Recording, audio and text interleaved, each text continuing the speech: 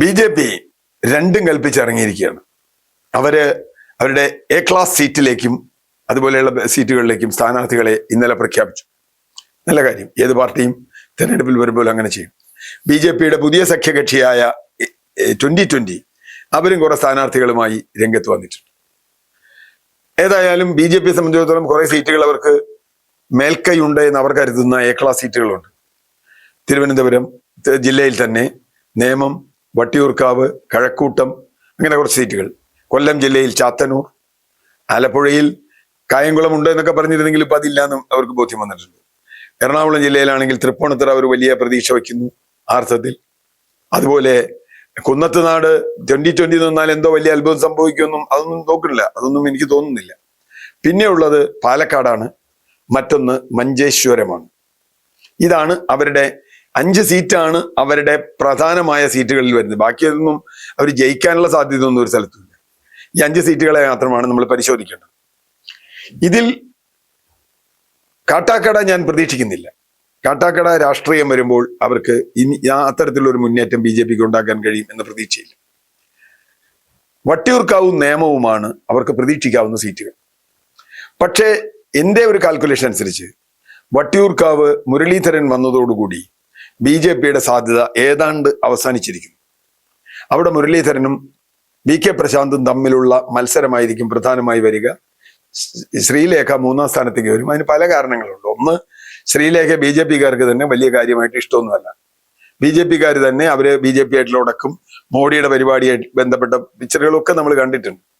പിന്നെ ഒരു ധാർഷ്ട്യമുണ്ട്. IAS IPS ആയിരുന്നു എന്നൊക്കെ ഉള്ള ഒരു സിവിൽ സർവീസിന്റെ അതിന്റെ ഒരു ധാർഷ്ട്യമുണ്ട്. സാധാരണക്കാരുമായി അവർക്ക് എത്ര ബന്ധമുണ്ട് എന്നുള്ളതൊക്കെ വലിയ ചോദ്യമാണ്. നേരെ മറിച്ച് മുരളീധരന്റെ എൻട്രി വട്ടിയൂർക്കാവിലെ രാഷ്ട്രീയം മാറ്റിമറിക്കും എന്ന് തന്നെയാണ് ഞാൻ കരുതുന്നത്. കാരണം മുരളീധരൻ അവിടെ പണ്ട് MLA ആയിരുന്നു. അദ്ദേഹം ഒരു തെറ്റ് ചെയ്തു, അവിടുന്ന് പോയി വടകര മത്സരിച്ചു എന്നൊക്കെ ഉള്ളത് ശരി. പക്ഷേ നിയമം പോലെയല്ല, വട്ടിയൂർക്കാവിൽ മുരളീധരന് നല്ല വേരുകളുണ്ട്. കഴിഞ്ഞ തദ്ദേശ തെരഞ്ഞെടുപ്പ് കാലം മുതൽ അവിടെ വളരെ കൃത്യമായും മുരളീധരൻ വർക്ക് ചെയ്യുന്നുണ്ട്. അവിടുത്തെ വീടുകൾ അറിയാം, മുമ്പ് MLA ആയിരുന്നു, അവിടെ നടത്തിയ വികസന പ്രവർത്തനങ്ങൾ, മറ്റുമായി ബന്ധപ്പെട്ട കാര്യങ്ങൾ. അതുകൊണ്ട് തന്നെ ബി.ജെ.പി. ലക്ഷ്യം വെക്കുന്ന നായർ വോട്ടുകളിൽ നല്ലൊരു പങ്കും ഇത്തവണ വട്ടിയൂർക്കാവിൽ പ്രധാനമാണ് നായർ വോട്ടുകൾ. ആ വോട്ടുകളിൽ നല്ലൊരു പങ്കും മുരളീധരന് കിട്ടും. കഴിഞ്ഞ തവണ പ്രശാന്തിന് ഉണ്ടായ അഡ്വാൻറ്റേജ്, അവിടെ പ്രശാന്തും അവിടെ കോൺഗ്രസിന്റെ സ്ഥാനാർത്ഥി വളരെ ദുർബലമായിരുന്നു. അതുകൊണ്ട് തന്നെ ആ വോട്ട്, കോൺഗ്രസിന്റെ വോട്ട് കൂടി പ്രശാന്തിന് കിട്ടി. കാരണം അവിടെ ബി.ജെ.പി. ജയിക്കരുത് എന്ന് ആഗ്രഹിക്കുന്ന ആളുകൾ പ്രശാന്തിന് വോട്ട് ചെയ്തു. പക്ഷെ ഇത്തവണ സ്ഥിതി വളരെ മാറുകയാണ്. വട്ടിയൂർക്കാവൊക്കെ എപ്പോൾ വേണി മാറാവുന്ന ഒരു മണ്ഡലമാണ്. കരുണാകരന്റെ മകൻ എന്നത് മാത്രമല്ല, സാമുദായിക ബന്ധങ്ങളിൽ വളരെ കൃത്യമായ നിലപാടുള്ള ആളാണ്. ശ്രീലേഖയ്ക്ക് എതിരാവുന്ന മറ്റൊരു ഘടകം കൂടിയുണ്ട്. RSSകാർ ഈ RSSന് മുരളീധരനെ എങ്ങനെയും തോൽപ്പിക്കണം എന്നൊരു തോന്നലുണ്ട് എന്നൊക്കെ പറയുന്നുണ്ട്.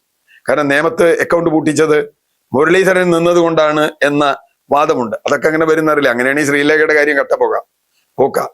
എന്തായാലും പ്രശാന്തിന് ഇനി ബി.ജെ.പിക്കാർ RSSകാർ വോട്ട് ചെയ്ത് ജയിപ്പിക്കുമെന്ന് നമുക്കറിയില്ല. അല്ല എങ്കിൽ കടുത്ത മത്സരം പ്രശാന്തും മുരളീധരനും തമ്മിൽ അവിടെ നടക്കും. അതുകൊണ്ട് ബി.ജെ.പിക്ക് അവിടെയും പ്രത്യേക സാധ്യതയില്ല. നേമത്താണ് ബി.ജെ.പി. ഏറ്റവും കൂടുതൽ ആഗ്രഹിക്കുന്ന, കാരണം അവരുടെ സ്റ്റാർ കാൻഡിഡേറ്റ് ആണ് അവരുടെ സംസ്ഥാന പ്രസിഡന്റ് എന്നാണ് അവരുടെ വാദം. നേമത്ത് കഴിഞ്ഞ ലോക്സഭാ തെരഞ്ഞെടുപ്പിൽ വലിയ ലീഡ് ബി.ജെ.പിക്ക് കിട്ടിയിരുന്നു. അതുകൊണ്ട് അദ്ദേഹം ജയിക്കും. പക്ഷെ നേമത്ത് പ്രധാന എതിർ സ്ഥാനാർത്ഥിയായി വരാൻ പോകുന്നത് ശിവൻകുട്ടി മന്ത്രി തന്നെയാണ്. എന്തൊക്കെ പറഞ്ഞാലും, എന്തൊക്കെ ദൗർബല്യങ്ങൾ ഉണ്ടെങ്കിലും, പ്രായമായി എന്നൊക്കെ പറയുന്നു, അദ്ദേഹത്തിന് സുഖമില്ല എന്നൊക്കെ പറയുന്നു, എങ്കിൽ പോലും ശിവൻകുട്ടി ഏട്ടനാണ് അവിടെ എല്ലാവർക്കും. അതുകൊണ്ട് തന്നെ ശിവൻകുട്ടി അന്തിമമായി ശിവൻകുട്ടിയുടെ കണക്ഷനും മറ്റു കാര്യങ്ങളും വെച്ച് രാജീവ് ചന്ദ്രശേഖരന് വലിയ വെല്ലുവിളി ഉയർത്തുകയും ഈ ലോക്സഭാ തെരഞ്ഞെടുപ്പിൽ കണ്ട ലീഡൊന്നും അവിടെ ഉണ്ടാകാൻ പോകുന്നില്ല. വളരെ നേരിയ മത്സരമാണ് അവിടെ നടക്കുക. അവിടെ ബി.ജെ.പി. വേണമെങ്കിൽ 2ാം സ്ഥാനത്ത് വരാനുള്ള സാധ്യതയുണ്ട്. UDF അവിടെ വളരെ വീക്കാണ്. മറ്റൊരു മണ്ഡലം പാലക്കാടാണ്. പാലക്കാട് ഇവർ വലിയ പ്രതീക്ഷയുണ്ട്. ശോഭാ സുരേന്ദ്രനാണ് വലിയ തോതിൽ വോട്ട് പിടിക്കും. ശോഭാ സുരേന്ദ്രന് സ്ത്രീകളുടെ വോട്ട് കിട്ടും. ഞാൻ അങ്ങനെ വളരെ ലളിതമായൊന്നും പാലക്കാടിനെ കാണുന്നില്ല. ഒരിക്കൽ ശോഭാ സുരേന്ദ്രൻ വളരെ മുമ്പോട്ട് പോയി എന്നത് ശരിയാണ്. ഷാഫി പറമ്പിലുമായി വളരെ അടുത്ത് മത്സരത്തിനെത്തി. പക്ഷെ ഞാൻ ഇപ്പോഴും പ്രതീക്ഷിക്കുന്നത് ഈ ശ്രീധരന് കിട്ടിയ വോട്ട് പോലും ശോഭാ സുരേന്ദ്രനോട് കിട്ടില്ല. ഈ ശ്രീധരന് കിട്ടിയ കുറെ വ്യക്തിപരമായ വോട്ടുകളുണ്ട്. ആ വോട്ടുകൾ കിട്ടുമോ? ഒന്ന്. രണ്ട്, പാലക്കാട് BJPയുടെ അകത്തുള്ള പ്രശ്നങ്ങൾ. കൃഷ്ണകുമാറിന് കിട്ടണമെന്നുണ്ടായിരുന്നു. കഴിഞ്ഞ ഉപതെരഞ്ഞെടുപ്പിൽ കൃഷ്ണകുമാർ മത്സരിച്ചു, തോറ്റു. അതിന്റെ ആഭ്യന്തര പ്രശ്നങ്ങൾ. ആഭ്യന്തര പ്രശ്നം കൊണ്ടാണ് കയ്യിലിരുന്ന മുനിസിപ്പാലിറ്റി BJPക്ക് അവിടെ നഷ്ടപ്പെട്ടതെന്നും കൂടി നിങ്ങൾ ആലോചിക്കുക. BJPക്ക് മുനിസിപ്പാലിറ്റി നഷ്ടപ്പെട്ടു. അടുത്ത പ്രദേശത്തെ പഞ്ചായത്തിലൊന്നും BJPക്ക് ഹോൾഡില്ല. അവിടെ LDF UDF ആണ്, മിക്കവാറും എല്ലാം UDF ആണ്. അങ്ങനെ വരുമ്പോൾ അവിടെ ചോദ്യം വരും, ഇപ്പൊ സ്ഥാനാർത്ഥി ആരാണ്? രമേശ് പിഷാരടി ആണ് എന്നാണ് കേൾക്കുന്നത്. രമേശ് പിഷാരടി അത്ര ശക്തനായ സ്ഥാനാർത്ഥിയാണോ എന്ന് ചോദിച്ചാൽ ശോഭാ സുരേന്ദ്രൻ ഉണ്ടാക്കുന്ന പോലെ ഒരു ഇമ്പാക്റ്റ് അല്ല രമേശ് പിഷാരടി അവിടെ ഉണ്ടാക്കുക. മാത്രമല്ല, ശോഭാ സുരേന്ദ്രൻ ജയിക്കുമെന്ന് വന്നാൽ ഉറപ്പായും ഒരു കൺസോളിഡേഷൻ രമേശ് പിഷാരടിക്ക് UDF കാൻഡിഡേറ്റിന് അനുകൂലമായി ഉണ്ടാവും. പക്ഷെ അവിടെ ഒരു ചീഞ്ഞ കളിക്ക് LDF നിൽക്കുന്നു എന്നാണ് നമ്മൾ ഇതുവരെ മനസ്സിലാക്കുന്ന ഒരു കാര്യം. അവിടെ ഒരു ന്യൂനപക്ഷ സ്ഥാനാർത്ഥിയാണ്, ഒരു ഹോട്ടൽ മുതലാളിയാണ് നിർത്താൻ പോകുന്നത്.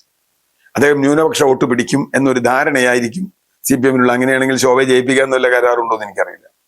പക്ഷേ അങ്ങനെ സംഭവിച്ചാൽ ന്യൂനപക്ഷ വോട്ടുകളിൽ ഭിന്നിപ്പുണ്ടാക്കി, മതേതര വോട്ടുകളിൽ ഭിന്നിപ്പുണ്ടാക്കി ശോഭയെ ജയിപ്പിക്കാനാണ് ആ സ്ഥാനാർത്ഥിയെ നിർത്തിയിട്ടുള്ളതെങ്കിൽ CPM-ന് വലിയ തിരിച്ചടിയാണ് ഉണ്ടാകാൻ പോകുന്നത്. കാരണം അങ്ങനെ എളുപ്പത്തിൽ മാറിപ്പോകുന്നു എന്നല്ല കേരളത്തിലെ ന്യൂനപക്ഷ വോട്ട്. നമ്മൾ തിരുവനന്തപുരത്ത് കണ്ടതാണ്. വലിയ തോതിൽ പന്ന്യൻ രവീന്ദ്രനെ പോലെ ഒരു സ്ഥാനാർത്ഥി നിന്നിട്ട് പോലും തിരുവനന്തപുരത്തെ ന്യൂനപക്ഷ വോട്ടുകൾ കൃത്യമായി അവിടെ ശശി തരൂരിന് വീണ് നമ്മൾ കണ്ടതാണ്.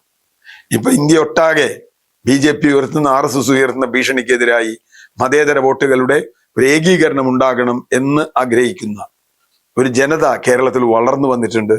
അത് വലിയ തോതിലുണ്ട്. മാത്രമല്ല, CPM-നകത്തുള്ള കലാപങ്ങൾ ഇത് BJPയെ സഹായിക്കാനാണ് എന്ന രൂപത്തിൽ CPM-ൽ ചർച്ച വന്നാൽ BJPക്ക് കടുത്ത പോരാട്ടം അവിടെ നടത്താൻ കഴിയുമെന്ന് സമ്മതിക്കുന്നു. പക്ഷെ ജയസാധ്യത അത്രത്തോളമില്ല. അവസാനമായി പരിശോധിക്കാനുള്ള ഒരു സീറ്റ് മഞ്ചേശ്വരമാണ്. കാസർഗോഡൊക്കെ അവർ പറയുന്നത് കാസർഗോഡൊന്നും എത്താൻ പോകുന്നു. മഞ്ചേശ്വരമാണ്. മഞ്ചേശ്വരം സീറ്റിൽ ഈ പറഞ്ഞതുപോലെ K. Surendran neck to neck പലവട്ടവും വന്നിട്ടുണ്ട്. നെക്ക് ടു നെക്ക് വന്നിട്ടുണ്ട്. അത് ചെറിയ വോട്ടിന് തോറ്റിട്ടുണ്ട്.